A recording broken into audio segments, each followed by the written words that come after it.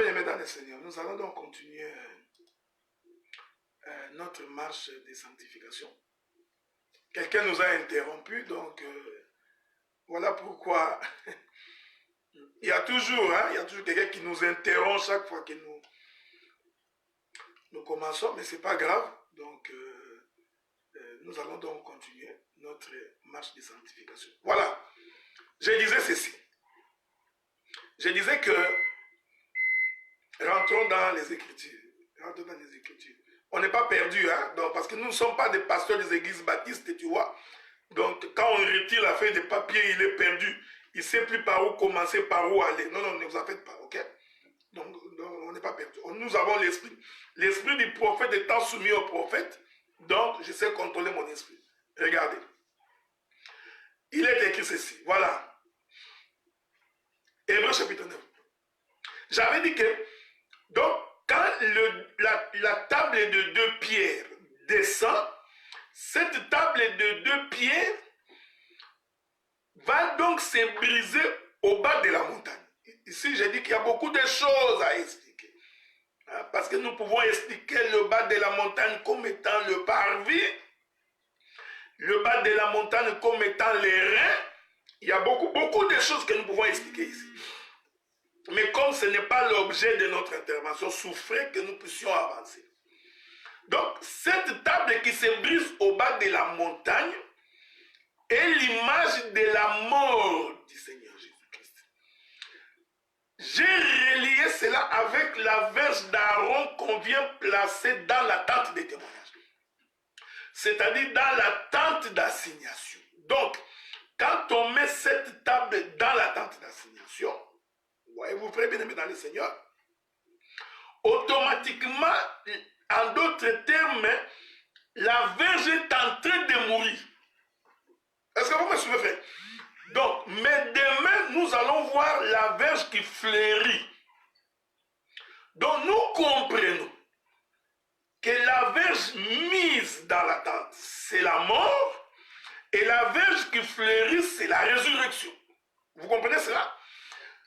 De la même manière que nous comprenons, la table qui tombe à terre, elle se brise, c'est la mort, mais l'Écriture dit, Moïse a dû ramasser encore les morceaux de pierre et remonter avec cela au sommet de la montagne.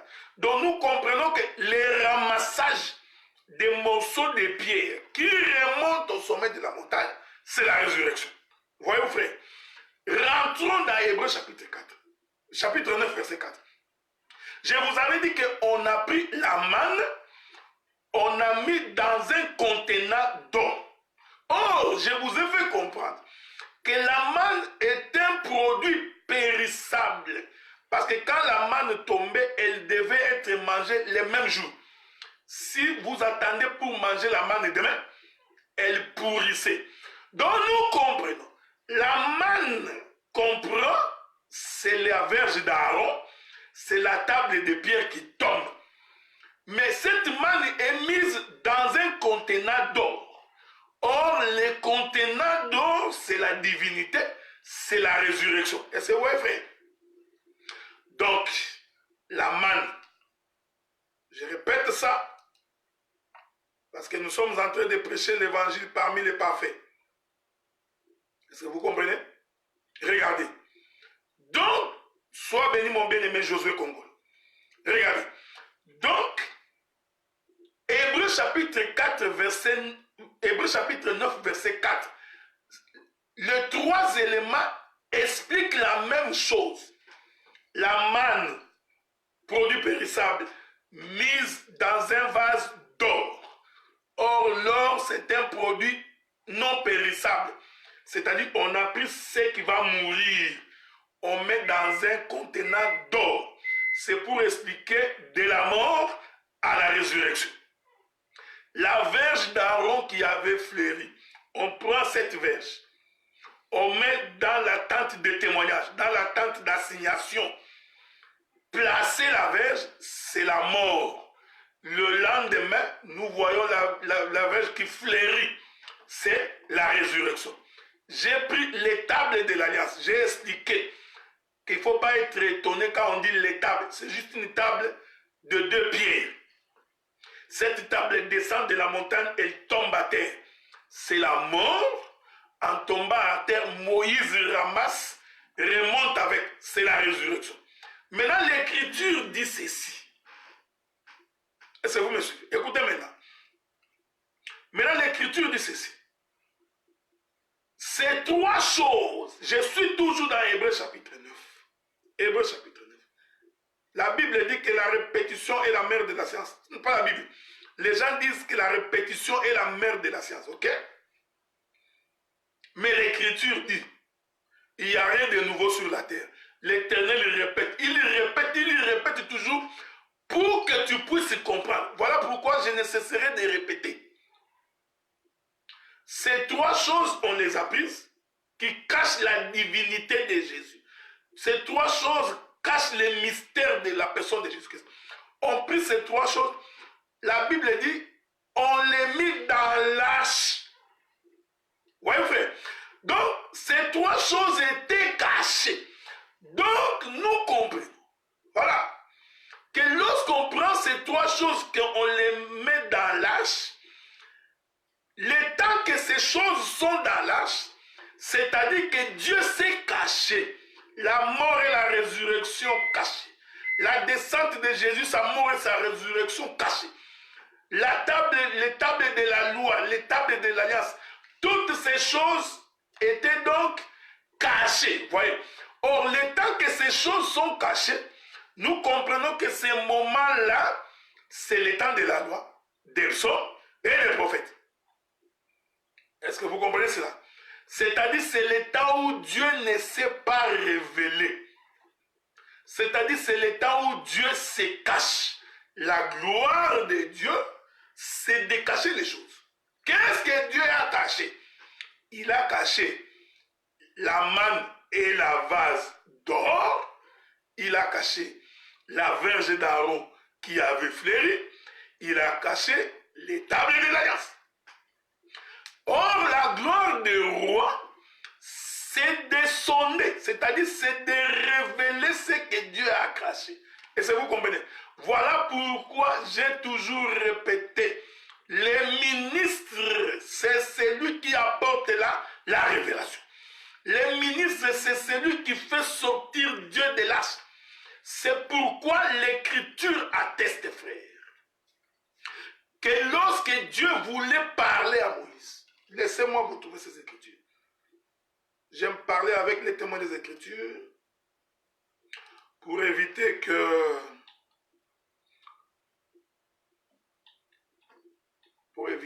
quelqu'un ne dise qu'il n'a pas compris. Hein?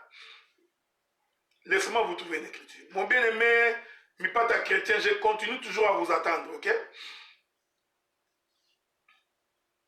Je prends le livre d'Exode, chapitre 25. Exode, chapitre 20. Souffrez parce que je suis en train d'enseigner. Voilà pourquoi il faut que je vous donne des témoins des Écritures. Exode, chapitre 25. L'Écriture dit à partir du verset 19. Fais un chérubin à l'une des extrémités et un chérubin à l'autre des extrémités. Suivez, frère. Suivez. Vous ferez les chérubins sortant des propitiatoires à ces 2 extrémités. Ici seulement, je peux m'asseoir pour expliquer la table des 2 pierres. Seulement ici. Pour expliquer que les deux chérubins sont les 2 pierres d'une table. Mais ce n'est pas ce qui m'intéresse. Tu mettras les propitiatoires sur l'arche. Les propitiatoires, c'est un morceau de bois. Okay? Il ne faut pas être effrayé par les termes. Quand tu entends propitiatoire, tu as peur. C'est comme j'ai entendu, dès qu'il entend éphod. Hein? Dès qu'il entend éphod, il est étonné. Éphod. Il traque. Que le monde ne te fasse pas trembler. Quand tu entends apocalypse, les 7 sauts, les 7 trompettes, l'homme croit que c'est extraordinaire. Il n'y a rien d'extraordinaire là-bas. Okay? Que le monde ne t'effraie point. Rentrons, lisons l'Écriture. Écoutez ce qui est écrit.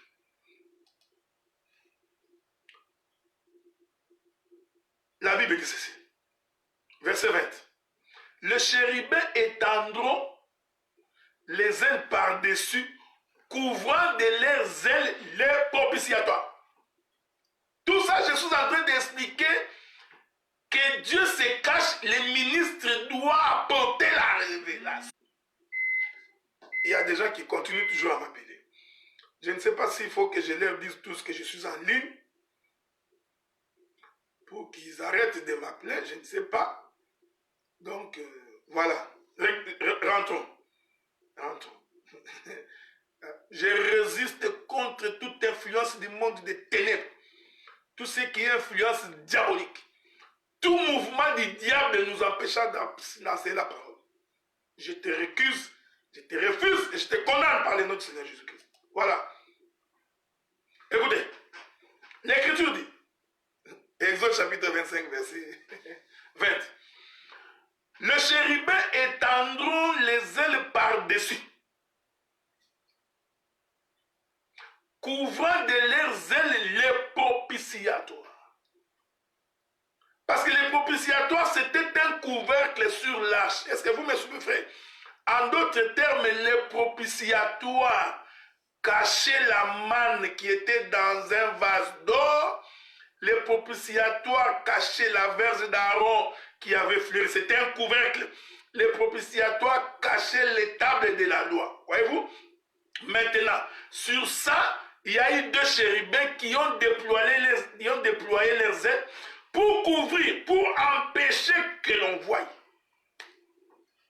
Voilà pourquoi nous disons, nous avons des gens qui prêchent les ailes déployées couvrant les propitiatoires.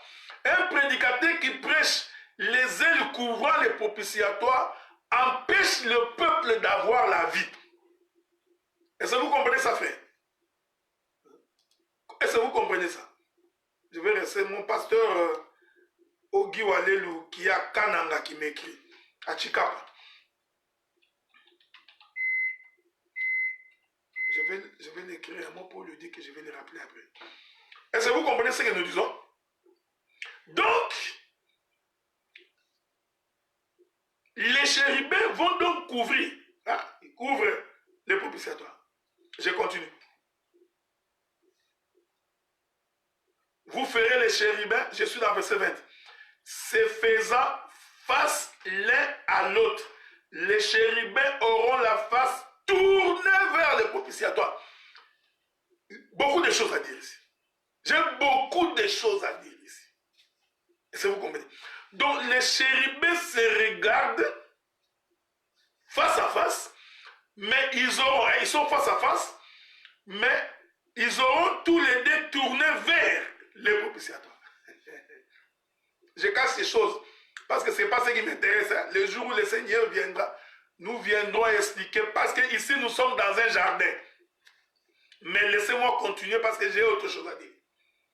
Et la Bible dit, verset 21, tu mettras les propitiatoires sur l'arche, tu mettras dans l'arche les témoignages que je te donnerai.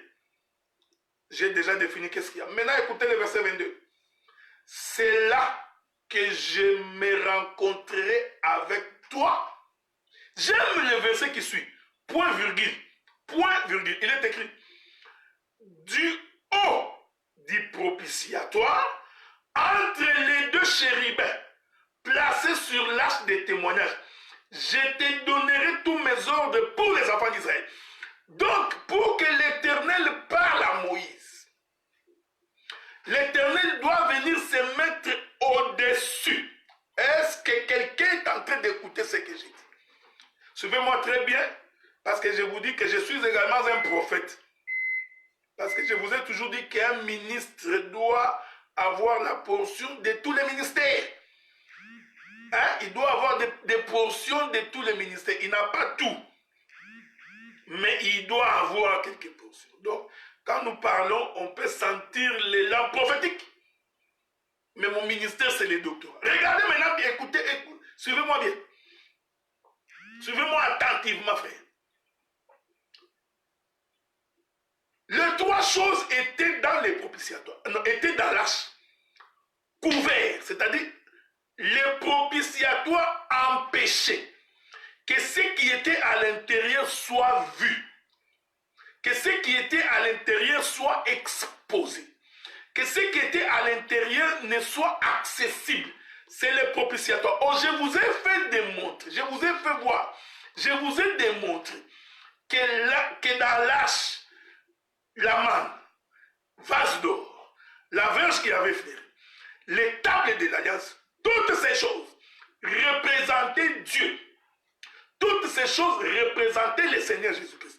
Donc, en d'autres termes, Dieu était caché à l'intérieur de l'arche, couvert par les propitiatoires. Maintenant, quand Dieu voulait parler, en d'autres termes, frère, quand la verge voulait parler, quand la manne dans le vase d'or voulait parler, quand les tables de l'alliance voulaient parler, l'Écriture dit que Dieu venait se tenir au-dessus. En d'autres termes, Dieu sortait de l'arche. Est-ce que vous comprenez, frère? Donc, Dieu sortait de l'arche. Il venait donc se mettre au-dessus des propitiatoires pour parler. Écoutez, frère, prêcher consiste à se tenir au-dessus de l'arche. C'est-à-dire à faire sortir ce qui était caché. Le mystère caché de tous les temps doit être révélé. Or, la révélation consiste par le fait que Dieu sort de sa demeure, il vient se tenir au-dessus de l'arche. En se tenant au-dessus de l'arche, entre les deux chérubins, j'aime ça, frère, j'aime ces choses. J'aime ces choses, j'adore ça. Est-ce que vous comprenez? Il vient donc, il se tient au-dessus, mais entre les deux chérubins, c'est là qu'il parlera. Or, l'Écriture dit, à la loi et au témoignage, si l'on ne parle point ainsi, il n'y a point d'aurore pour le peuple. Donc nous comprenons que les deux chérubins, c'est la loi et le témoignage. Est-ce que vous me suivez, frère?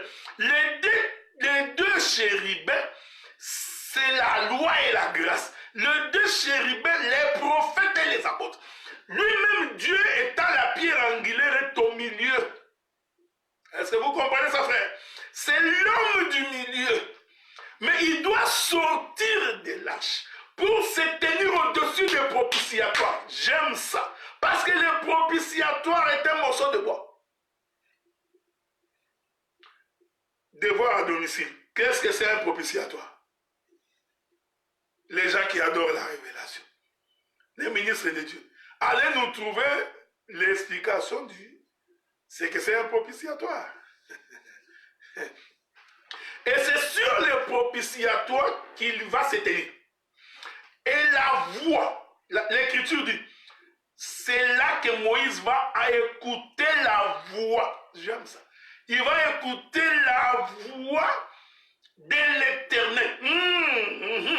La Bible, qui est notre héritage, la Bible, qui est un don qui nous a été donné, nous renseigne que lorsque le Seigneur Jésus-Christ est monté sur la montagne de transfiguration, la Bible dit quand le Seigneur se transfigure, parce que j'explique ici que Jésus qui est en train d'être transfiguré, c'est l'Éternel Dieu qui se met sur le propitiatoire. Quand Jésus se transfigure, l'Écriture dit, Moïse et Élie sont apparus. J'explique que Moïse et Élie, ce sont les deux chérubins. Moïse et Élie apparaissent d'un côté comme de l'autre. Vous savez, frère. Parce que ici, Moïse et Élie représentent la loi et la grâce. La loi et le témoignage. Est-ce que vous comprenez ça, frère? Maintenant, quand les deux sont apparus, l'Écriture dit, une voix se fit entendre. J'aime ça. Est-ce que je peux vous trouver cette écriture-là? Souffrez. Est-ce que je peux aller trouver l'écriture? Hein? Je ne sais pas si j'ai... Hein? Souffrez, je ne sais pas si vous trouvez l'écriture. Parce que nous voulons gagner du temps. Je vais courir. Si je ne trouve pas, les aiglons peuvent m'aider pour que je puisse très vite trouver cette écriture-là. Voilà, je suis dans Matthieu chapitre 17. verset 5. J'aime ça. Non, Matthieu chapitre 17. Voulez-vous que nous commencions où? Bon, je vais commencer quelque part. Hein? Matthieu chapitre 17. Matthieu chapitre 17. J'aime ça. J'adore. L'Écriture dit. Je vais commencer par les premiers versets. L'Écriture dit, 6 jours après, Jésus prit avec lui Jacques, Pierre, Jacques et Jean. Et il les conduisit à l'écart sur une haute montagne. Est-ce que vous me suivez, frère? Parce que je vous ai dit que Dieu s'est tenu sur les propitiatoires. En réalité, c'est celui qui quitte les lieux cachés pour sortir. Coup d'œil prophétique. C'est celui qui quitte de la mort vers la résurrection. Parce que je t'informe, frère, quand ces trois choses sont dans l'arche, cachées dans l'arche, ça donne la mort.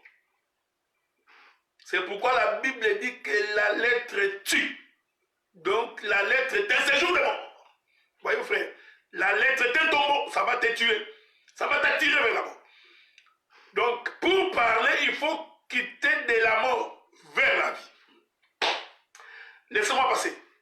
6 jours après, Jésus fait le mouvement. L'Écriture dit qu'il les amena sur une haute montagne. Donc nous comprenons qu'ils ont quitté le bas de la montagne. Ils sont allés vers le sommet de la montagne. Est-ce que vous voyez ça, frère?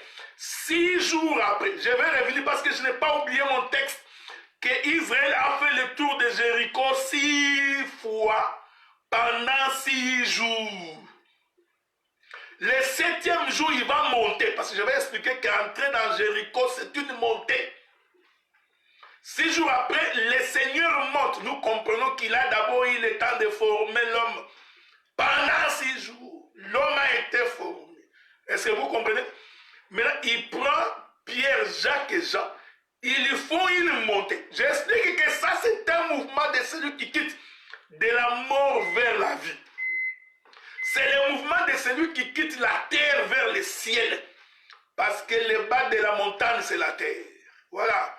Le haut de la montagne, c'est le ciel. Le bas de la montagne, c'est l'Occident. Le haut de la montagne, c'est l'Orient. Voyez, frère, il va donc monter pour se retrouver au ciel. Une fois au ciel, je suis dans Matthieu chapitre 17, verset 2. L'Écriture dit, il fut transfiguré devant eux. Son visage resplendit comme le soleil et ses vêtements devenaient blancs comme la lumière. Cela veut dire que j'aime l'évangile, frère. Vous savez, c'est pourquoi j'aime les doctorats. J'avais dit à des frères que les doctorats, c'est un ministère glorieux. Parce que les doctorats, Dieu te donne la capacité de voir les détails que beaucoup ne verront point. Hein? Il y a des versets, des fois, quand tu es dans la Bible, tu passes, toi tu es en train de passer, tu passes. Mais les doctorats, lui, ça passe pas, frère. C'est comme quelque chose qu'on m'a mis dans l'oreille. Hein? Je sens ça, frère. Je sens des picotements de l'esprit. Et des fois, je me dis, comment ces choses-là m'arrivent? Je comprends que le Seigneur nous fait grâce. J'aime ça. Est-ce que vous voulez que nous puissions rentrons pour lire cette écriture-là? C'est pourquoi quand tu lis ta Bible, ne lis pas la Bible comme les livres de Kalao. Ce n'est pas les livres de Tintin au Congo. Ok? Donc la Bible, ce n'est pas quelque chose qu'on donne aux enfants. Hein? Donc tu ne prends pas la Bible pour dire, non, enfant, prends, lis-nous. Jésus est bon. Jésus nous aime. Bien-aimé, alléluia. Jésus a donné sa vie pour toi. Amen. Dites Amen. Fais-moi un Amen fort. Non. La Bible n'est pas un livre qu'on donne à un enfant. C'est un livre qu'on donne à un homme sage, à un homme intelligent, à un homme qui a l'esprit du Seigneur. Parce que ce n'est pas un bouquin comme tout autre bouquin. Vous allez voir, il y a des gens qui lisent, ils passent, ils ne comprennent pas. Il fut transfiguré devant eux. Son visage resplendit comme le soleil. Donc cela veut dire que avant que Jésus ne monte au haut de la montagne, quand il était Son visage n'était pas resplendi. Est-ce que vous suivez, frère? Mais quand il arrive au sommet de la montagne, quand il arrive sur la haute montagne, son visage devint comme le soleil. C'est-à-dire comme de la lumière. Ah, donc nous comprenons que quand il était en bas, son visage portait les ténèbres. J'aime ça, je voudrais même donner un coup sur la table. Sur la terre, c'était un homme transfiguré. Il n'avait rien qui puisse attirer nos regards. Frappé, humilié. Il a porté le péché de l'humanité. Il porta ton péché et mon péché. Ainsi, personne ne pouvait regarder le Seigneur. Mais quand il va sur la montagne, voilà, j'aime ça. Ici, nous comprenons qu'il vient d'abandonner le corps du péché. Là-bas, il resplendit, devint comme le soleil. J'aime ça. Et ses vêtements devinrent blancs, comme la lumière. Ou sur la montagne. C'est-à-dire que quand le Seigneur se met sur le propitiatoire, il doit apporter la lumière. Mais quand le Seigneur est dans l'arche, il habite les ténèbres. Ce n'est pas moi qui dis, c'est Salomon. Salomon qui dit, l'Éternel daigne habiter l'obscurité. Hein? L'Éternel daigne habiter les ténèbres. Ici, faites attention. L'obscurité, les ténèbres, c'est quand Dieu se cache, quand il n'est pas révélé. Un prédicateur sans révélation, c'est un prédicateur des ténèbres. Il prêche Dieu, mais un Dieu caché. Or, quand Dieu se cache, il ne donne pas la vie. Donc, la révélation, c'est amener Dieu sur les propitiatoires. L'Écriture dit, je continue. Pierre, et voici Moïse et Élie leur apparurent s'entretenant avec lui. Je peux seulement prendre Moïse. Je vais marcher 680 000 km. Le temps de revenir. Vous comprenez? Plus de 1200 km. Je prends encore Moïse. Je marche avec Moïse. Un autre 600 000 km. Donc, vous comprenez que la matière de la prédication ne va pas finir. Nous n'allons pas nous fatiguer, t'inquiète pas, frère. Pierre prenant la parole, il dit à Jésus, Seigneur, il est bon que nous soyons ici. Si tu le veux, je dresserai ici 3 tentes. Une pour toi, une pour Moïse et une pour Élie. J'aime Pierre. Hein? Donc Pierre comprend qu'ici, il nous faut 3 tentes. Une tente pour Élie. J'aime ça. C'est pourquoi j'ai dit que quand quelqu'un n'a pas la révélation, il va mourir. Parce que Pierre n'avait pas la révélation. Il dit, on va faire une tente pour toi, une tente pour Élie et une tente pour Moïse. Comme il parlait encore, une nuée lumineuse les couvrit. Hein, tous les 3. Ici, j'explique la tente. Le frère Pierre, mon frère, parce que frère Pierre est mon frère. Le frère Pierre dit, il nous faut 3 tentes. J'ai dit ici que le parler de Pierre est un parler prophétique. Tout en jouant du temps de son ignorance, mais Pierre a prophétisé. Donc il nous faut 3 tentes pour que ces choses ici se comprennent. Or, les 3 tentes ici, la loi, les psaumes et les prophètes. Mais écoutez, le Seigneur vient expliquer ce que c'est une tente. La Bible dit qu'une nuée lumineuse, voyez-vous, donc les 3 tentes vont se résumer à une seule tente. Une nuée lumineuse, j'aime ça. Les couvrit. Et voici une voix fit entendre de la nuée ces paroles. Celui-ci est mon fils.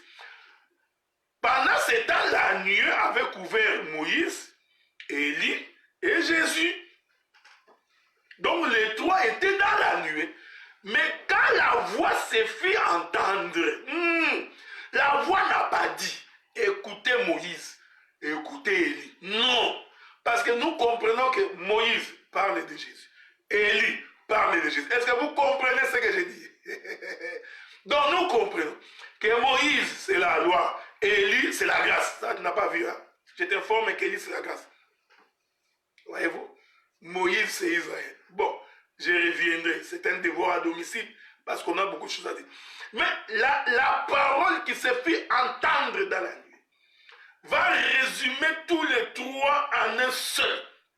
Et la Bible dit, celui-ci est mon fils. Mais pourtant, ils étaient trois dans la nuit. En qui j'ai mis toute mon affection. Écoutez-le. Lorsqu'ils entendirent cette voix, les disciples tombèrent sur leur face et furent saisis d'une grande frayeur. Mais Jésus s'approcha, les toucha et dit, levez-vous, n'ayez pas peur. Ils levèrent les yeux et ne virent Jésus seul. J'adore ça. Voilà pourquoi notre regard est tourné vers Jésus seul. Nous n'allons jamais prêcher un homme. Nous ne deviendrons jamais fanatiques d'un homme. Je ne ferai jamais l'élévation d'un homme. En tout cas, pas moi, Adela. Je ne viendrai ici, jamais je ne viendrai pour vous dire, tu vois moi, mon père, tu vois mon papa. Quand nous prêchons, les Moïse, les Élie, tous disparaissent pour que Jésus seul puisse apparaître. Est-ce que vous comprenez ce que nous disons? Donc les deux chérubins qui se tenaient sur le... qui se tenaient des deux extrémités. J'ai dit, frère, je ne sais pas pourquoi j'avais autre chose à dire, je suis en train de traîner sur ça. Les deux chérubins étaient sur les deux extrémités. Je t'informe que l'une des extrémités c'est l'Orient, l'autre des extrémités c'est l'Occident. Donc il y avait un chérubin en Orient, du côté du lever du soleil. Il y avait un autre chérubin en Occident, du côté du coucher du soleil. Nous comprenons que nous avons Israël d'un côté, l'Église de l'autre. Jésus-Christ au milieu. Est-ce que vous comprenez? Bon. C'est bizarre quand on parle comme ça. Ça va vite, hein? Retournons maintenant. Je vous ai dit que je répète. Parce que répéter va vous amener à comprendre que une prédication qui n'a pas de révélation n'est pas une prédication, c'est un tombeau. Donc vous allez tous mourir quand vous suivez des prédicateurs qui n'expliquent pas, qui n'apportent pas la révélation. Ça va sonner très beau, très bien dans l'oreille. Mais vous allez voir que l'homme intérieur ne change pas. L'homme intérieur n'est pas transformé. C'est pourquoi un prédicateur, même avant de prêcher, il faut qu'il prenne le temps de prière, qu'il prie le Seigneur. Qu'il donne sa vie au Seigneur, frère. Nous ne prêchons plus par expérience. Quelqu'un qui vient, je suis tellement expérimenté, j'ai beaucoup lu beaucoup de versets, je connais beaucoup de versets. Donc il vient, même quand il prêche, vous sentez que c'est la chair qui est en train de parler. Ça c'est ça, frère. Quand il n'y a pas l'huile de l'esprit, quand l'onction de l'esprit n'est pas dans un message, on peut voir, même en regardant, tu peux voir que cet homme ici, ce n'était pas un homme qui prie Dieu. Il commence à prêcher par expérience. Il commence à prêcher parce qu'il est habitué. Il prêche parce qu'il a emmagasiné beaucoup de connaissances qu'il a entendues déjà. Mais lui-même n'a pas la vie consacrée à l'Éternel. Il n'a pas la vie donnée au Seigneur. Est-ce que vous comprenez ça? Donc il faut vraiment avoir la vie consacrée, la vie donnée à Jésus. Pour que le message qu'il donne, la prédication que tu donnes, puisse produire la vie dans le peuple.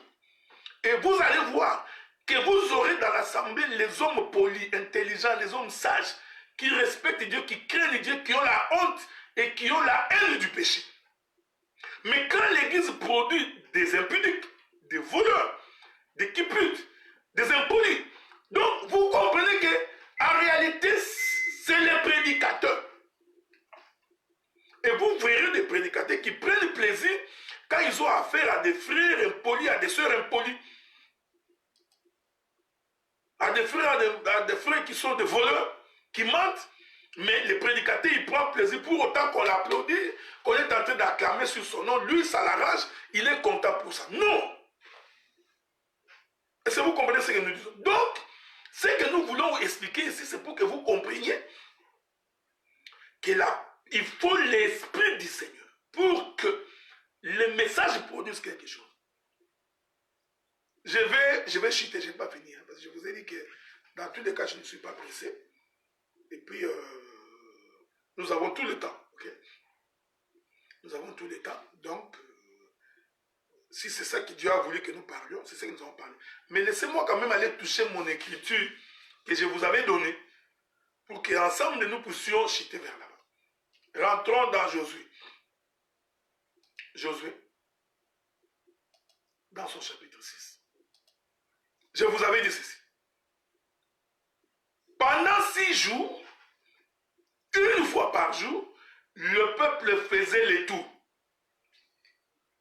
J'ai expliqué que c'était un rassemblement. C'était la création d'Adam. Maintenant, allons lire qu'est-ce qui est arrivé le 7e jour. Josué chapitre 6, verset 4. 7 sacrificateurs porteront l'arche. Non, 7 sacrificateurs porteront devant l'arche 7 trompettes retentissantes. Le 7e jour, c'est ça que j'aime. Vous ferez 7 fois le tour de la ville et les sacrificateurs sonneront de la trompette. Quand ils sonneront de la corne retentissante, ça j'aime ça. Hein? Donc avec bruit, avec éclat. Quand vous entendrez le son de la trompette, tout le peuple poussera des grands cris. Alors la muraille de la ville s'écroulera et le peuple montera chacun devant soi. Le 7e jour, vous ferez le tour de la ville 7 fois. C'est ici que je vais m'asseoir. Or, quand tu fais le tour de la ville 7 fois, le 7e jour, vous comprenez que nous sommes dans la 49e année. Je veux que vous me suiviez bien. Parce que 7 fois 7 font 49. Est-ce que quelqu'un m'entend? 7 fois 7 font 49. Écoutez-moi attentivement. Prenons les livres de Lévitique. C'est-à-dire, en d'autres termes, pour entrer dans le repos, parce que les chiffres 7, souvenez-vous de la création. Dieu créa en 6 jours, le 7e jour, Dieu se reposa. J'ai toujours dit, il faut faire attention. Parce qu'en réalité, celui qui s'est reposé le 7e jour, c'était Adam. Ce n'était pas Dieu. J'aime ça, je sais qu'ici tu es perdu. C'est un langage de la Bible, parce que Dieu en fait n'a pas besoin d'un repos. Ce n'est pas un homme, il n'est pas fils de l'homme pour se fatiguer. Est-ce que vous comprenez ce que je dis? Donc c'est un langage prophétique de la Bible. Quand la Bible dit que Dieu se reposa, ici, Dieu voulait dire que l'homme Adam doit entrer dans le repos. Écoute, je veux que vous me suiviez bien parce que le Saint-Esprit vous aide à me saisir. Or, Dieu, quand il a créé l'homme, il crée l'homme à son image. En d'autres termes, ce que l'homme fait, c'est Dieu. Mais nous voyons les mouvements de Dieu dans l'homme. Est-ce que quelqu'un m'écoute? Adam étant l'image de Dieu. Dans les mouvements d'Adam, nous comprenons les mouvements de Dieu. Donc par Adam, Dieu était en train de nous enseigner. Donc le repos, c'est pour celui qui a travaillé et qui est fatigué. Parce que celui qui n'est pas fatigué ne peut pas entrer dans le repos. Celui qui n'a pas travaillé n'a pas droit au repos. Est-ce que vous me suivez? Donc, le repos est pour celui qui a travaillé et pour celui qui est fatigué. prophétiquement, nous comprenons que tout le temps avant le repos, c'est le temps du travail. Parce que l'Écriture dit, tu travailleras 6 jours, le 7e jour, tu vas te reposer. J'aime la Bible. Dieu parle-t-il de quel travail? Oui, frère, c'est ici que nous disons, quand tu n'as pas la révélation, tu vas marcher jusqu'à ce que tu tomberas dans un trou. Pendant 6 jours, l'homme travaillera. Et le 7e jour, il se reposera. Je ne sais pas si je vais retrouver cette écriture-là. Je ne l'ai pas en tête. Je vous ai toujours dit que moi, je n'ai pas l'habitude de bloquer les versets. Jamais, j'ai jamais eu l'habitude de bloquer les versets. Mais si toi, si tu connais les versets, tu peux me l'envoyer. Exode chapitre 31, verset 15. Exode 31, verset 15. On travaillera 6 jours, mais le 7e jour est le sabbat, le jour du repos, consacré à l'Éternel. Celui qui fera quelque ouvrage le jour du sabbat sera puni de mort. Ici, Dieu parle-t-il de ton travail? On a bien aimé dans le Seigneur. Dimanche, c'est le jour de sabbat. Frère, si tu travailles un dimanche, tu n'as pas péché. Tu n'as pas commis un péché. Je l'ai dit, je précise encore. Donc, si quelqu'un est encore un sabbatisme, un sabbatiste, pardon, donc tu es de la théorie des sabbatisme.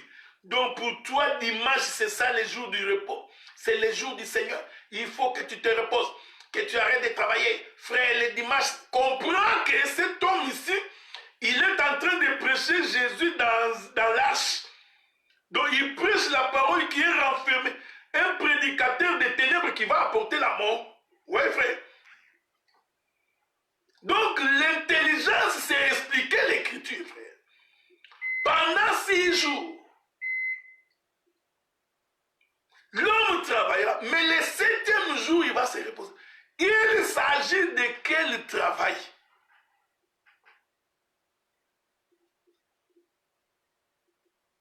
Je vais répondre à la question. Allons lire une écriture. Disons. Parce que, vous savez, nous prêchons avec des écritures. Hein? Allons lire l'écriture. Qu'est-ce qui est écrit? Je vais d'abord vous prendre quelques écritures. Hein? Actes des Apôtres, chapitre 1er, le verset 18. Cet homme ayant acquis un champ avec le salaire du crime est tombé et s'est rompu par le milieu du corps. Et tous ses entrailles se sont répandues. Je m'excuse beaucoup, mais ce n'est pas ce qui m'intéresse, frère. J'aime ça. Cet homme ayant acquis un champ avec le salaire du crime. Donc, le crime est un travail. Est-ce que vous me suivez? Le crime est un travail. Donc, un meurtrier, le meurtre est un travail. Est-ce que vous comprenez, frère? Ici, je suis en train d'expliquer la passée de l'écriture. Donc, cet homme ici, il s'est acheté un champ avec le salaire d'un crime. Donc, le crime est un travail qui lui a produit un salaire. Mais vous savez, j'aime la Bible parce que la Bible dit ceci. Romains, chapitre 6, verset 23. Il est écrit. Car le salaire du péché, c'est la mort. Le salaire du péché, c'est la mort. Mais le don gratuit de Dieu, c'est la vie éternelle à Jésus-Christ. Le salaire du péché, c'est la mort. Ah, donc, la mort est un salaire. Est-ce que tu m'entends? Mais le péché est un travail. Donc, celui qui pêche, il est en train de travailler. Est-ce que vous comprenez ce que nous disons? Quand l'Écriture dit que pendant 6 jours, tu travailleras, c'est-à-dire pendant 6 jours, l'homme sera l'homme du péché. C'est un homme qui vit dans les péchés pendant 6 jours. Voilà pourquoi quand je vous ai lu le livre de Matthieu chapitre 17, je vous ai dit que l'Écriture dit 6 jours après Jésus prie. Il le fait quitter de l'état du péché vers le repos. Donc, pendant 6 jours tu travailleras, c'est-à-dire que les 6 premiers jours, c'est le péché qui règne. Est-ce que vous comprenez? Parce que le salaire du péché, c'est la mort. Donc, péché, c'est tout un travail. Est-ce que vous comprenez ça? Donc, celui qui pêche, il est en train de travailler. Voilà pourquoi son âme a besoin du repos. Celui qui vole, il y travaille. Un impudique, c'est un travailleur autonome. Un voleur travaille. Un insulte, celui qui insulte, il travaille. Haineux, celui qui a de la haine, il travaille. Donc celui qui pêche, en réalité, il est en train de... Il travaille beaucoup. Voilà pourquoi le peuple d'Israël en Égypte, comme esclave, travaille. Or, le geste de travailler comme esclave, c'est celui qui est lié par les péchés. Les biens que je voudrais faire, je ne les fais pas, mais le mal que j'ai haï, c'est ce que j'ai fait. Misérable que je suis, qui me délivrera? Tu es esclave au péché. Donc tu travailles. Est-ce que vous comprenez ce que nous... Ici, j'explique que tout le temps que nous sommes sur la terre, dans cette tente, c'est un corps du péché. C'est tout un travail. Voilà pourquoi quand la Bible dit que le 7e jour, Dieu se reposa, en réalité, Dieu parlait du repos d'Adam. Il voulait nous faire comprendre que Adam, que vous voyez, c'est un homme de la terre, tiré de la poussière de la terre. Il y avait déjà dans Adam la nature pécheresse, avant même qu'il pêche physiquement. Avant même qu'Adam ne pêche physiquement, Adam avait déjà péché. C'était un homme pécheur. Voilà pourquoi Dieu a prévu le repos pour Adam. Avant. C'est pourquoi l'Écriture dit, vous tous qui êtes chargés, voilà. Être chargé ici, c'est un travail. Vous tous qui êtes chargés, je vous avais dit, frère, celui qui a besoin du repos, c'est celui qui est fatigué. Celui qui n'est pas fatigué va continuer sa marche. Premier jour, ouais, il a encore la force de marcher. Donc nous avons des frères comme des sœurs qui pêchent, mais qui ne sont pas encore fatigués. Alors quand quelqu'un pêche et qui n'est pas fatigué, pourquoi vous voulez lui donner du repos? Parce que lui n'est pas encore fatigué. Un véritable coureur de jupons. Lui, dès qu'il voit les femmes, les yeux pétillent. Voyez-vous? C'est comme de la boisson gazeuse. Tu vois, quand tu prends une bouteille de la boisson gazeuse, tu bouges, tu verras des boules en train de pétiller. Nous avons des frères comme ça, un impudique à mort. Dès qu'ils voient les femmes, les yeux pétillent. Donc comprenez que c'est un homme chargé, mais qui n'est pas encore fatigué. Il y a des frères que tu ne peux pas les laisser à la maison avec des jeunes sœurs. Tu as peur, tu dis, un loup parmi les brebis. Tu ne peux même pas lui faire confiance à cette femme. Dès que tu le vois en train de causer avec une sœur, tu sais que cet homme-ci, un travailleur social, un travailleur du péché. La Bible dit des gens comme ça qui ne sont pas encore fatigués, Dieu n'a pas besoin d'eux. Il faut que tu sois chargé et fatigué. Venez à moi, vous tous qui êtes chargés et fatigués, je vous donnerai du repos. Voilà. Donc, il faut que tu te fatigues du péché. Quand l'Écriture disait, tu travailleras 6 jours et le 7e jour, tu te reposeras. C'est-à-dire qu'il faut que tu aies fini avec les péchés. Que tu sois fatigué du péché, non mon frère. Donc tu vois un vieux avec la barbe blanche comme moi, comme ça. Mais qui est en train... je voudrais vous informer parce que ça, j'avais oublié de vous dire ça.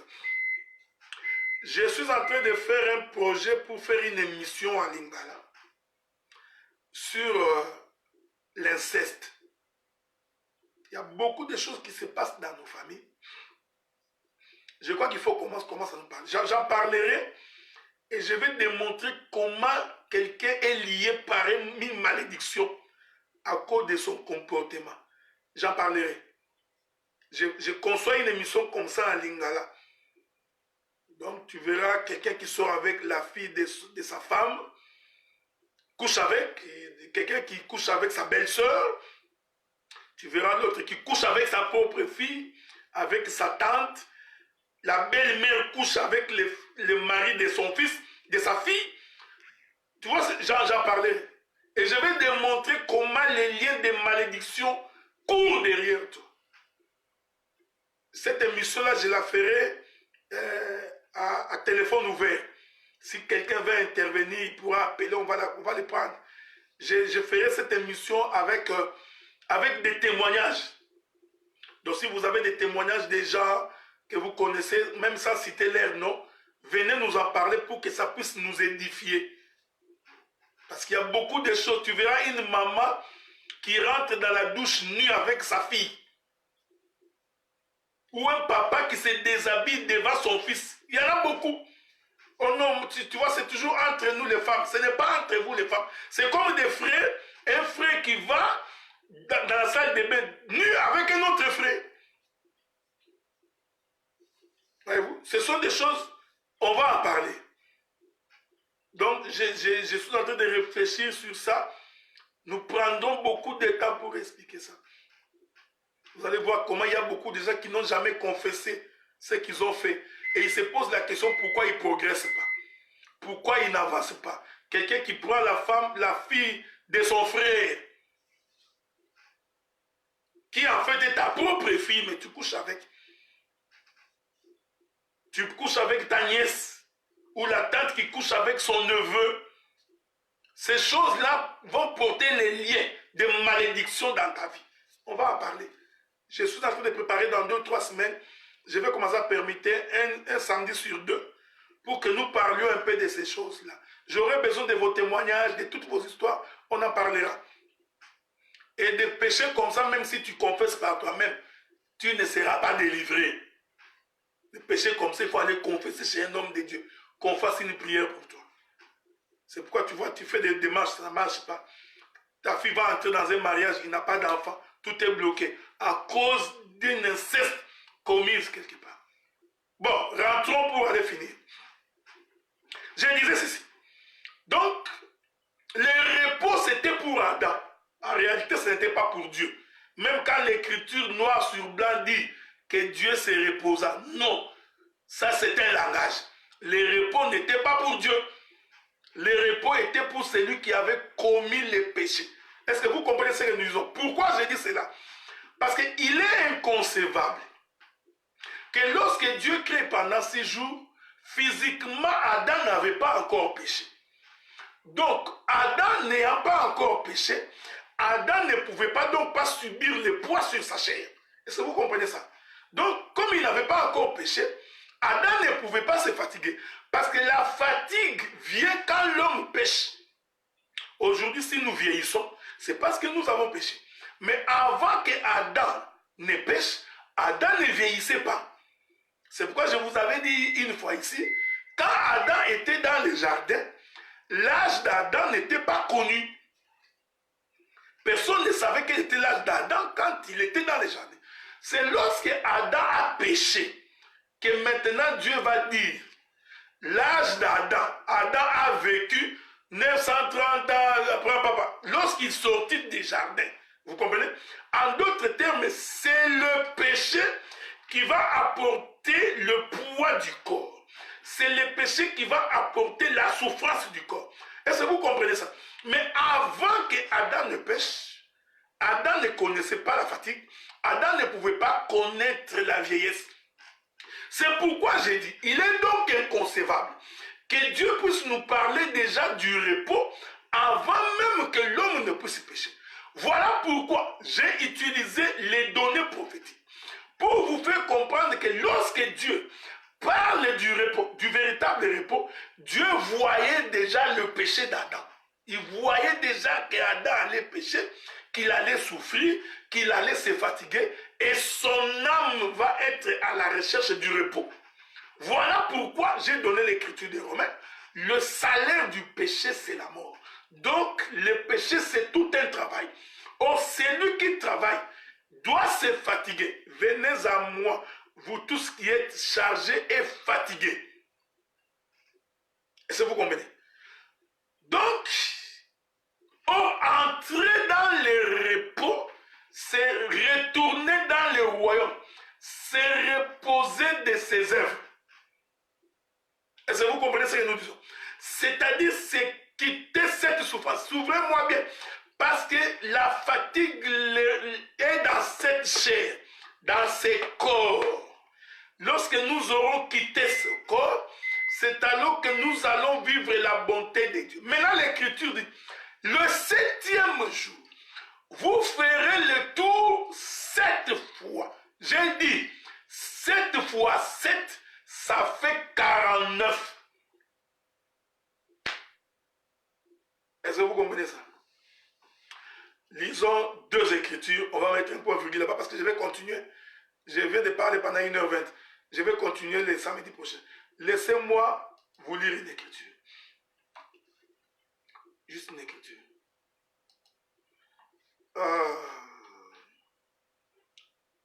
L'écriture dit ceci.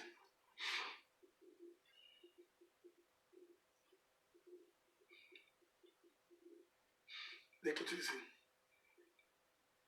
Je suis dans Matthieu. Matthieu, le chapitre 18. Matthieu chapitre 18.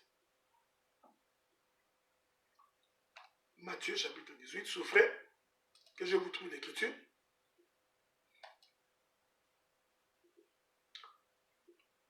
L'écriture dit ceci. Verset 15. Matthieu chapitre 18, verset 15. L'écriture dit. La Bible dit, c'est plutôt Adam qui est l'image de l'Église. C'est pourquoi je vous avais dit, quand tu lis l'écriture, il faut respecter les bandes d'autoroute. Adam peut être l'image de l'Église. Adam peut aussi être l'image de Dieu. Il y a beaucoup de choses à dire là-bas. Mais rentrons d'abord dans ce que je voulais dire. Matthieu chapitre 18, verset 15. Si ton frère a péché, va et réponds-le.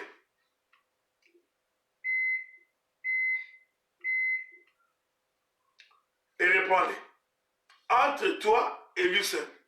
S'il t'écoute, tu as gagné ton frère. Mais s'il ne t'écoute pas, donc cette écriture nous fait comprendre qu'il y a des gens qui n'écoutent pas. Il y en a d'autres, quand tu lui parles, ils écoutent. Mais d'autres n'écoutent pas. Donc il ne faut jamais être étonné quand quelqu'un a péché que tu lui parles et qu'il n'écoute pas. Dieu savait ça déjà. Prends avec toi 1 ou 2 autres personnes, afin que toute l'affaire se règle sur la déclaration de 2 ou 3 témoins. Je suis dans l'exhortation. S'il refuse de les écouter, dis-le à l'église. S'il refuse aussi d'écouter l'église, qu'il soit pour toi comme un païen et un publicain. La Bible n'a jamais dit qu'il faut les chasser. La Bible dit que pour toi, pour celui qui l'a offensé, comme il ne reconnaît pas son honneur, il est là. Mais quand toi tu le regardes, tu te vois comme un païen, comme un publicain. Vous voyez, nous avons des frères comme ça, avec qui nous vivons. Nous prions ensemble. Mais comme ils ne se sont jamais repentis du mal qu'ils ont fait, tu les regardes, un païen, un publicain, mais il est là à l'église. On ne l'a pas chassé. Je vous le dis en vérité. Tout ce que vous lirez sur la terre sera lié dans les ciels. Et tout ce que vous délirez sur la terre sera délié au ciel. Je vous dis encore que si 2 d'entre vous s'accordent sur la terre pour demander une chose quelconque, il leur sera accordé par mon Père qui est dans les cieux. Maintenant, écoutez le verset 21. Alors Pierre s'approcha de lui et dit, Seigneur, combien de fois pardonnerai-je à mon frère lorsqu'il péchera contre moi? Serait-ce jusqu'à 7 fois? Jésus lui dit, je ne te dis pas jusqu'à 7 fois, mais jusqu'à 70 fois 7. 70 fois 7. Quand tu prends 70 fois 7, ça te fait 490, comme disent les Belges. 490. Quand ils ont fait le tour de la ville 7 fois dans un jour, ça te fait 49 fois. Soyez calmes, mes frères. Le samedi prochain, je reviendrai pour expliquer cela. Prenons une autre écriture.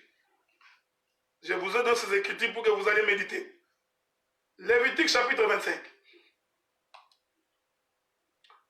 Lévitique chapitre 25. J'aime ça. Le verset 8. Tu compteras 7 sabbats d'année.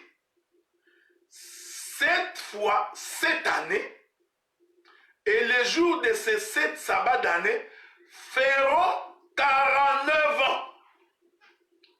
Est-ce que vous me suivez? J'aime ça. J'adore ça. L'écriture que je vous ai donnée dans le livre de Matthieu, gardez. Parce que je vais revenir là-bas, dans ma marche. Je suis toujours dans le rame de la prostituée. Oui, frère. Je risque de faire 4 mois, toujours sur le même sujet. Je reprends Lévitique chapitre 25, verset 8. Tu compteras 7 sabbats d'année. 7 fois 7 années. Et les jours de ces 7 sabbats d'année feront 49 ans. Les enfants d'Israël ont fait le tour de Jéricho le 7e jour, 7 fois. Le 7e jour qui fait 49 fois. Quand tu prends 7 fois 7, est-ce que vous me suivez, frère?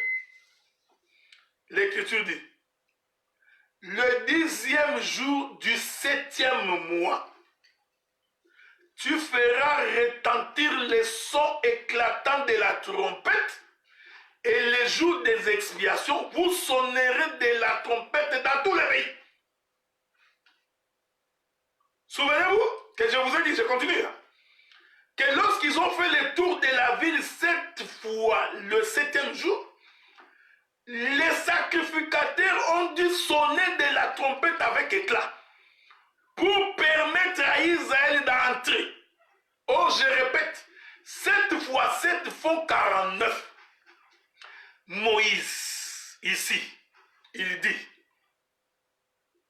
verset 10, Lévitique 25, vous sanctifierez la 50e année.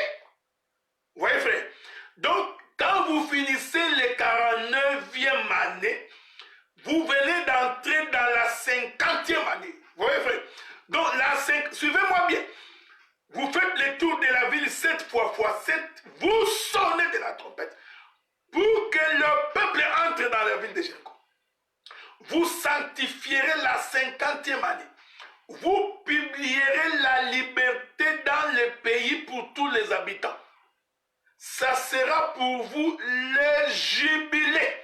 Chacun de vous retournera dans sa propriété et chacun de vous retournera dans sa famille. Verset 21. La 50e année sera pour vous le jubilé. J'aime ça. Vous ne sèmerez point, vous ne moissonnerez point ce que les champs produiront d'eux-mêmes. Vous ne vendangerez point la vigne non taillée. Donc, dans la 50e année, vous ne moissonnez rien et vous ne sémez rien. En d'autres termes, la 50e année, c'est le repos. Qu'est-ce que quelqu'un m'écoute? Quelqu'un est en train de m'écouter? Donc, le repos est proclamé après la 49e année. Pour 50e année, vous entrez dans le repos. Donc, nous comprenons, frère, quand Israël fait le tour de la ville 7 fois le 7e jour, En réalité, c'était la 49e année. Et l'Écriture dit, j'ai lu avec vous, on doit sonner de la trompette avec éclat. Une fois qu'on sonne de la trompette avec éclat, le peuple, en fait, est en train d'entrer dans la 50e année, c'est-à-dire le cinquantenaire. Ici, vous comprenez pourquoi les enfants d'Israël ont dit à Jésus, tu n'as pas encore 50 ans. Et tu dis, tu as vu Abraham. Point virgule. Parce que la 50e année, c'est tout un homme. C'est un jubilé. Voilà pourquoi nous disons, les jubilés, c'est le retour dans le pays. Les jubilés, c'est le retour dans sa famille. Les jubilés, ce n'est pas que tu vois, j'ai récupéré mon argent. J'ai récupéré ma femme. Oh, tu vois, j'ai récupéré ma maison. Oh non, tu vois, j'ai récupéré mes enfants. Bien-aimé, c'est le jubilé. Tu vas récupérer tout ce que tu avais perdu. Voilà, bien-aimé, c'est le jubilé. Tu vas... Écoutez, ça, c'est les MP. MP. J'allais le touba, tu vois, ça, c'est les Jalilou, les gens qui chantent. Non! Les jubilés, c'est un retour au pays. Or, le retour au pays, c'est les cinquantenaires. Est-ce que vous comprenez ce que nous disons? Et les cinquantenaires, les jubilés n'est possible que si l'on sonne de la trompette. Donc, s'il n'y a pas le son de la trompette, personne ne peut rentrer dans les pays frères. Voilà pourquoi nous disons, nous avons besoin de gens qui sachent, qui savent comment sonner de la trompette. Parce que quand tu sonnes mal la trompette, le peuple ne peut pas retourner au ciel. Comment, frère, tu me dis que tu vas aller à l'enlèvement? Explique-moi comment tu vas entrer au ciel quand ton prédicateur, il ne sait pas sonner la trompette. Tu ne peux pas faire la délivrance, c'est lorsque l'on sonne de la trompette. C'est lorsque les sacrificateurs sonnent pour annoncer les jubilés. Et j'ai lu avec vous, frère, les jubilés, chacun rentre dans son pays. Quel est ton pays? C'est pourquoi vous allez comprendre, frère. En réalité, quand Israël sortait de l'Égypte, c'était tout un jubilé, frère. Ils étaient en train de retourner à Canaan. C'est pourquoi nous disons qu'aujourd'hui, pendant que nous prêchons, en réalité, nous sommes en train de sonner les jubilés pour que les enfants de la maison, ceux qui étaient esclaves au péché, ceux qui étaient esclaves au monde, puissent quitter la vie du... Frère, le problème de l'homme, c'est le péché. Le problème de l'homme, c'est le péché. Nous nous assemblons pas pour autre chose. Nous nous assemblons pour que le péché nous abandonne. Frère, manger c'est bien. Se marier c'est bien. Avoir des enfants c'est bien. Se vêtir c'est bien. C'est pas mauvais. Mais ce n'est pas la raison du rassemblement. La raison du rassemblement, c'est que tu as marché pendant 6 jours. Tu faisais le tour de la ville pour que tous les enfants puissent rentrer dans la maison. Nous sommes en train de rentrer. Le 7e jour, nous allons faire le tour de la ville 7 fois pour que nous puissions atteindre le chiffre 49. Dès que le chiffre 49 est atteint, l'on doit sonner la trompette pour le jubilé, c'est-à-dire la 50e année. C'est pourquoi, je vais lire une écriture. J'aime ça quand les écritures me viennent à l'esprit comme ça, j'en ai beaucoup. Attends. Laissez-moi vous trouver une écriture. Souffrez avec moi, que je trouve une écriture. Avec votre permission, je crois que c'est tout en Lévitique. Lévitique toujours, hein. J'aime cet homme de Lévitique.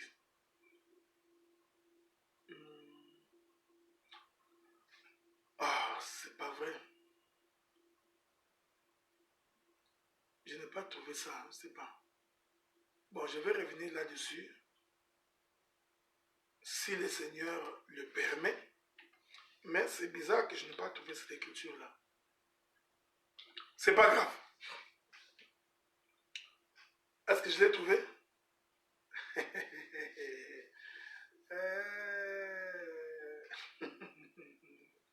J'aime ça. Lévitique chapitre 27. Je vous avais dit que je n'ai pas l'habitude de bloquer les versets, mais je sais, c'est pourquoi il faut beaucoup lire la Bible. Lévitique 27, verset 3. Commençons par les versets premiers. Hein? Lévitique 27. Commençons par les premiers versets. Lévitique 27. La Bible dit ceci. L'Éternel parla à Moïse et dit,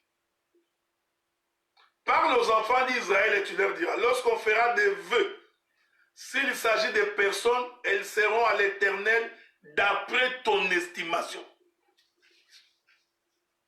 Je continue. Si tu as, voilà, verset 3. Si tu as à faire l'estimation d'un mâle de 20 à 60 ans, ton estimation sera de 50 cycles d'argent selon les cycles du sanctuaire. L'estimation d'un homme âgé de 20 ans à 60 ans, je garde ça pour vous, sera de 50 cycles d'argent. Donc si je voudrais vendre quelqu'un, s'il est un homme entre 20 et 60 ans, nous allons estimer sa valeur à 50. Est-ce que vous comprenez? Maintenant, regardez, frère. Je vais revenir plus tard parce que vous allez voir que les jubilés, c'est la Pentecôte. Mais je garde ça pour la semaine prochaine. Donc, le chiffre 50, c'est le chiffre de l'homme. Il s'agit de quel homme? Il s'agit de l'homme qui a quitté l'état du péché. C'est l'homme libre. L'homme qui est sorti de l'esclavagisme. Est-ce que vous comprenez ce que nous disons? Voilà pourquoi, en réalité, quand ils ont fait le tour de la ville 7 fois 7, ils venaient de totaliser 49 ans. Ça, c'est moi qui l'ai dit, prophétiquement. Alors, nous venons d'entrer dans les cinquantenaires. Quand nous entrons dans les cinquantenaires, l'Écriture dit, les sacrificateurs doivent sonner de la trompette. Est-ce que vous comprenez ça? Donc, le 10e jour du 7e mois, ici je garde encore des choses à dire. Donc, le 10e jour du 7e mois, on va donc sonner de la trompette pour permettre à tous les peuples de rentrer. Bon, essayons de ne pas... Parce qu'il faut que je vous évite de faire l'excès du table. Parce que l'excès du table, c'est aussi mauvais. Okay? Donc, si je vous donne beaucoup trop, vous risquez de faire l'excès du table et vous serez dans un inconfort qui n'est pas bon. Vous comprenez que entrer dans Jéricho, c'est aussi l'image d'un peuple délivré. C'est aussi l'image de l'enlèvement. Est-ce que vous comprenez ça? Donc, c'est aussi l'image de celui qui a quitté le monde, qui rentre au ciel. Mais cela n'est possible que par deux mouvements. Ils ont d'abord fait le tour pendant 7 fois. Nous avons dit que c'était le rassemblement du peuple. C'était le corps d'Adam rassemblé. Est-ce que vous comprenez ça? Une fois que c'est fait, le 7e jour, 7 fois 7, je reviendrai dans le pardon. Parce que le pardon, selon Dieu, c'est quitter le monde. Donc, une fois que c'est fait, on va sonner encore de la trompette avec éclat. Je vous avais donné le livre des Nombres, chapitre 10, 1er, 2e et 3e verset. On fera 2 trompettes. Il y aura une trompette pour sonner les rassemblements. Cette trompette, c'est la marche des 6 jours. Ensuite, il y aura une autre trompette pour sonner du départ. Cette trompette se fait avec éclat. C'est pourquoi quand ils sont entrés à Jéricho, ils ont poussé des cris. C'était la trompette avec éclat. J'ai dit ici, les cris du peuple, c'est le déchirement du voile. Je reviens de là-bas. Laisse que le Dieu du ciel, c'est lui qui garde nos pas, c'est lui qui nous protège et qui nous donne la vie éternelle, qui vous accorde sa faveur. J'ai dit, nous continuons toujours notre récolte de fonds, mais on a déjà suffisamment avancé. Et je crois que si le Seigneur nous prête vie, d'ici 2-3 semaines, nous aurons certainement fini,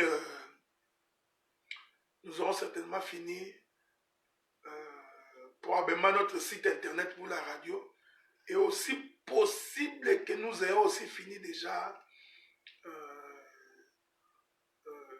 nous ayons également fini de faire, commencer déjà nos émissions, si Dieu le prête vie. En tout cas, fin novembre, on aura déjà fini. Mais sinon, nous continuons, on n'est pas très loin, donc il va probablement maintenant nous rester probablement l'argent de l'ordinateur. Mais pour la radio, déjà, on est très proche. Vous n'avez pas à vous inquiéter pour ça. Laisse que le Dieu du ciel puisse vous bénir. J'ai dit que je serai en Europe au mois de juillet. Donc, mi-juillet, je serai déjà en Europe. J'ai un grand événement que nous organisons avec les bien-aimés docteur Guy Roger Bassafoula. Je serai en Europe pour 3 semaines, si Dieu le permet. Et l'émission que je ferai en Lingala sur l'inceste, ce serait une émission que nous allons préparer en prévision de cet événement-là. Parce que nous prierons pour des cas, nous prierons pour les gens qui sont liés, nous prierons pour les cas de malédiction. Nous prendrons le temps pour prier. Laisse que le Seigneur Dieu puisse vous bénir et qu'il vous garde dans le précieux nom du Seigneur.